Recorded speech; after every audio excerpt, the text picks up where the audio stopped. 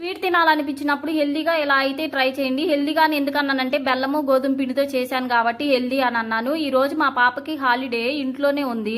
అందుకని ఈ రోజు సింపుల్ గా ఇలా అయితే చేసి పెట్టాను. తనకు స్వీట్స్ అంటే చాలా ఇష్టము. స్వీట్లు పద్దాకడ అడుగుతూనే ఉంటది. పద్దాకడ పంచదారతో చేయటం ఎందుకులే అనేసి బెల్లంతో గోధుమ పిండితో ఇలా అయితే ట్రై చేశాను. మీరు కూడా ఒకసారి ట్రై చేయండి అబ్బా. ఈవినింగ్ స్నాక్స్ గా సూపర్ ఉంటాయి.